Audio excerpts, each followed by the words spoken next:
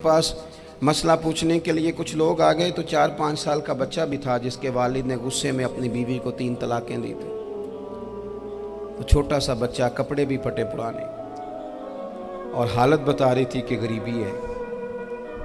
तो जब मैंने मसला बताया कि 3 तलाकें हो गई हैं तो वापस जाने लगे। तो बच्चा मुझसे कहता है, देहाती आदमी, तो कहने लगा, मौलवी साहब मेरी अम्मा ते नानी कहनी असन पूछ के आई आप कि हुण असीं लहदा ही रहना है।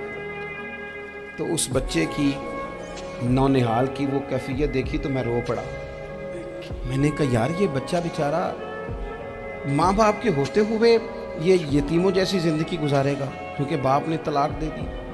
किस तरह मसाइल नहीं बताए लोगों को, तालीम से आगाही नहीं किया।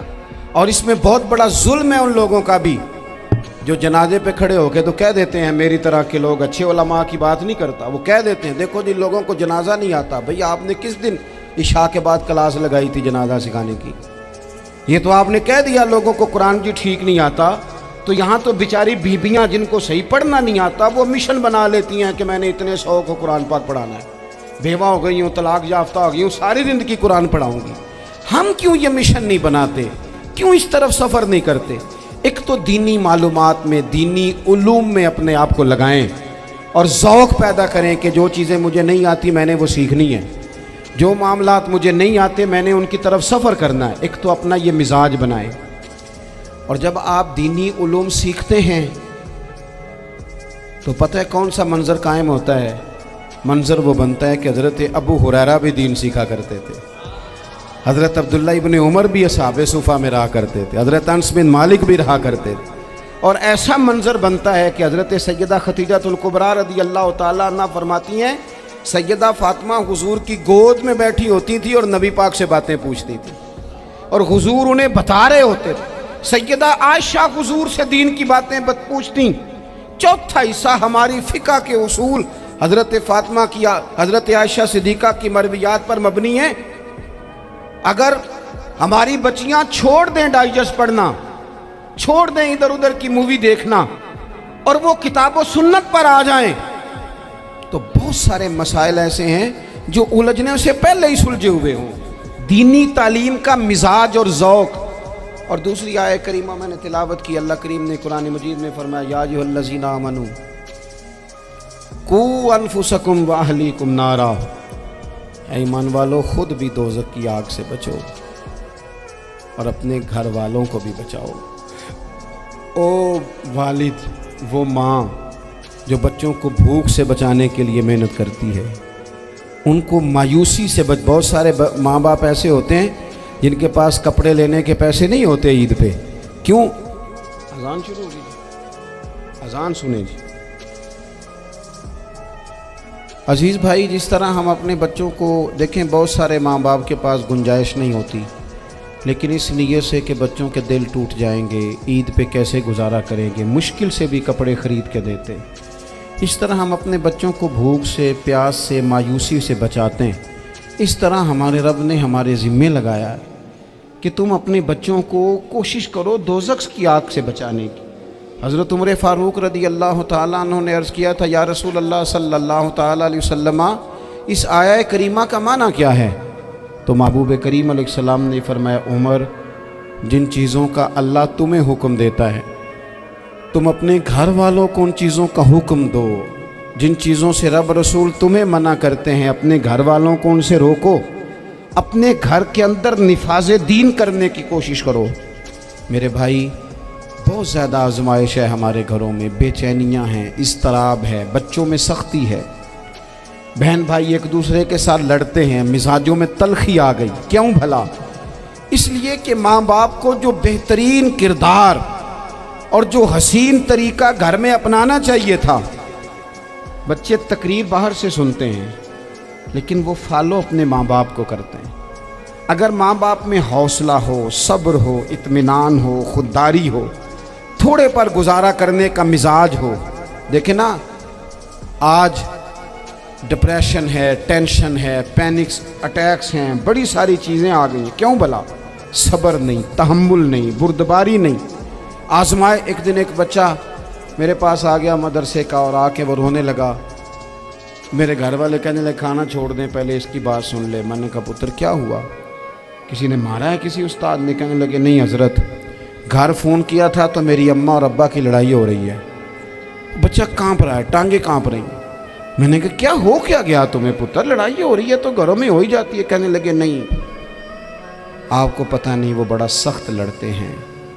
میرے والد جب میری والدہ کو مارنے کے لیے آگے بڑھتے ہیں تو ہم سارے چار پنجوں کے نیچے چھپ جاتے ہیں, ہمیں خوف آتا ہے, وہ منظر خطرناک ہوتا ہے. یہ کون تکلیف دے رہا ہے اپنے بچوں کو؟ یہاں بیٹھے ہمارے ہاں میلوں دور رہتے تھے اس کے گھر والے, تو وہ تکلیف میں تھا, تو گھر میں کیا کیفیت ہوگی؟ اگر حوصلہ ہو, صبر ہو, قناعت ہو, اللہ کے دیے ہوئے تھوڑے رزق پر ہمیں راضی رہنا آتا ہو, ہمارے گھروں میں سکون آئے, اطمینان آئے, ہم جو زندگی بڑی خوشی خوشی گزار سکتے ہیں. ہمارے مزاجوں کا لالچ, ہماری طبیعتوں کی بے راہ روی, ہماری جھوٹی انا کا بت, ان ساری چیزوں کو ختم کر دیتا ہے.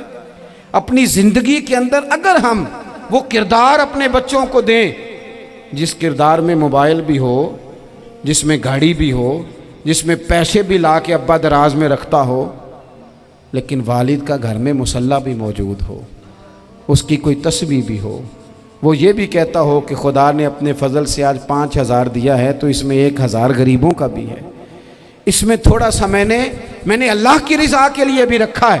اگر کوئی مشکل آ جائے تو وہ باپ اور ماں کو صبر کرتا ہوا دیکھتے ہوں. اگر ایک باپ بات کرے تو دوسرا برداشت کرتا ہو. خدا را اپنی اولادوں کو اس اذیت کا شکار نہ کرو. اپنے گھروں کے اندر وہ خودداری, وہ پیار, وہ وقار, وہ محبت, وہ انداز. آپ تھکے ہوئے ہیں کوئی شک نہیں, آپ بہت سارے مسائل کا باہر شکار ہوں گے کوئی شک نہیں, لیکن آپ باہر سے تھک کے آئے ہیں. اور اگر آپ باہر اپنی فیکٹری کے مالک ہیں اور دفتر کے بڑے ہیں تو گھر میں بھی تو آپ بڑے ہیں نا. آپ کی ماں بھی تو انتظار کر رہی ہے, اس نے بھی تو دکھڑا سنانا ہے نا آپ کو. آپ یہ دیکھیے کہ آپ کے بچے بھی تو انتظار کر رہے ہیں, وہ چاہتے ہیں کہ ابا آ کے بیٹھیں تو ہم ان کے سینے پہ چڑھ کے تھوڑا کھیلیں. آپ کی اہلیہ منتظر ہیں. کچھ باتیں بیوی کسی اور سے نہیں کہہ سکتی, صرف اپنے شوہر سے کہتی ہے, لیکن وہ تو آتے ہی جلال میں آ گئے صاحب. وہ کہنے لگے تو بڑی نالائق ہے, میں تھکا ماندہ آیا ہوں اور تو نے مجھے کہانی سنا دی ہے. وہ اس خاتون سے شدت کے ساتھ پیش آنے لگے. میرے رسول پاک کی حیات نور کو دیکھو, حضرت ام ایمن حضور کی رضائی والدہ ہیں, ان کی بھی خدمت ہو رہی ہے. حضرت حلیمہ سعدیہ آ رہی ہیں تو خدمت ہو رہی ہے. حضرت عباس حضور کے چچا ہیں تو کریم فرماتے ہیں میرے چچا ہیں باپ کی جگہ پہ. حضور دوست احباب صحابہ غلاموں سب کے ساتھ پیار کر رہے ہیں. 9 ازواج مطہرات ہیں گھر کے اندر, اور کیفیت یہ ہے کہ حضور صرف ان کی ضرورتوں کا ہی خیال نہیں کرتے, خواہشات کا ہی خیال نہیں کرتے, بلکہ میرے کریم کا طریقہ یہ ہے کہ کوئی بندہ آج بول کیا رہا ہے, وہ کہاں کھڑا ہے آج, اس کے جملے کس طرح کے ہیں, اس کا لہجہ کس طرح کا ہو گیا ہے اور اسے ٹھیک کیسے کرنا ہے.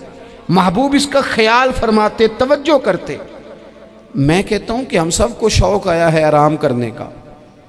میں صبح 11 بجے سے پہلے اپنے گھر سے نکل آیا تھا اور یہ وقت آ گیا ہے اور رات کو خدا جانے کس وقت گھر پہنچنا ہے. کئی دفعہ کیفیت یہ ہوتی ہے کہ گاڑی سے اترتے ہیں تو پھر دل کرتا ہے کہ کوئی اٹھا کے چلائے نہ کبھی. اس کے باوجود بہت سارے لوگ ناراض رہتے ہیں کہ ہم سے مل کے نہیں گئے, فوٹو نہیں کھنچوا کے گئے, فلانی جگہ چائے نہیں پی کے گئے. یہ تسلسل ہے. لیکن میں جتنا مرضی تھکا ماندہ گھر جاؤں گا نا, کبھی ایسا نہیں ہوا کہ میں گھر جاؤں تو بڑی ٹینشن میں جاؤں. میری گھر والی ایک دن مجھ سے کہنے لگی آپ نے کبھی نہیں کہا کہ میں تھکا ہوا آیا. بندہ تھک بھی تو جاتا ہی ہے نا, کبھی کہاں کرے نا. میں نے اسے کہا پتہ کیوں نہیں کہتا, اس لیے نہیں کہتا کہ میں نہیں چاہتا کہ میرے بچے یہ کہیں کہ ہم نے دین نہیں پڑھنا, ہمارا باپ تو بڑی مشکل میں ہے. ہم اپنے کام کے بارے میں اپنے گھر میں شکوے کرتے ہیں. آپ کسی بچے سے پوچھ لیں کون سا کام کرنا ہے, کہ جڑا ابا جی کر دے رہے ہیں وہ نہیں کرنا. کیوں کہ ابا جی ہر روز تو کہتے ہیں میں بڑا الجھ گیا ہوں, یہ کام بڑا مشکل ہے. میں چاہتا ہوں کہ میں اپنے بچوں کو یہ بتاؤں کہ پتر میں تو جدھر جاتا ہوں پھول ہی پھول ہیں. میں تو جدھر سے گزرتا ہوں محبت ہی محبت ہے، میں تو جدھر سے دیکھتا ہوں دعائیں ہی ملتی ہیں، تاکہ ان کا شوق پیدا ہو۔ میرے عزیز، آپ تھوڑا سا دل بڑا کریں۔ اگر آپ ایک کی وجہ سے پورا گھر سکون میں آ جاتا ہے تو آپ دل بڑا کیوں نہیں کرتے؟ جگہ ڈھونڈتے ہیں بس مجھے کوئی تنگ نہ کرے، کوئی میری باپ ماں بدولت کو کوئی پریشان نہ کرے۔ بخاری شریف سنیے، حضرت عائشہ صدیقہ رضی اللہ تعالیٰ عنہ بیٹھی ہیں، حضور فرمانے لگے عائشہ آج ایک بات نہ بتاؤں تمہیں؟ یا رسول اللہ بتائیے۔ حضور فرمانے لگے جب تم مجھ سے ناراض ہوتی ہو تب بھی مجھے پتہ چل جاتا ہے، اور جب راضی ہوتی ہو پھر بھی پتہ چل جاتا ہے۔ تو حضرت سیدہ عائشہ صدیقہ بات سن کے بڑی خوش ہوئیں، یا رسول اللہ وہ کیسے؟ حضور فرمانے لگے کبھی کبھی تم قسم اٹھاتی ہو۔ یا رسول اللہ ہاں۔ فرمایا جب ہوتی ہو نا راضی، خوش، تو پھر کہتی ہو مجھے رب محمد کی قسم صلی اللہ علیہ وسلم، پھر تم میرے نام کے ساتھ رب کریم کا نام ملا کے قسم اٹھاتی ہو، رب محمد کی قسم۔ یا رسول اللہ بالکل ایسے ہی ہے۔ اور فرمایا جب تمہارے دل میں کوئی بات ہوتی ہے نا تو پھر تم کہتی ہو مجھے رب ابراہیم علیہ السلام کی قسم، پھر تم رب محمد نہیں کہتی۔ یہ بخاری مسلم میں موجود ہے۔ حضرت عائشہ صدیقہ نے تو بات سنی تو کھل گئی طبیعت، کہنے لگی کریم صدقے جاؤں، یہاں تک خیال فرماتے ہو؟ کس کے جملے کہاں پہنچ گئے، یہاں تک خیال ہے؟ فرمایا مجھے پتہ چل جاتا ہے کہ تمہاری کیفیت کیا ہے، کہاں کھڑی ہو۔ اور بھئی ہم تو اپنی ماں کا بھی خیال نہیں رکھتے۔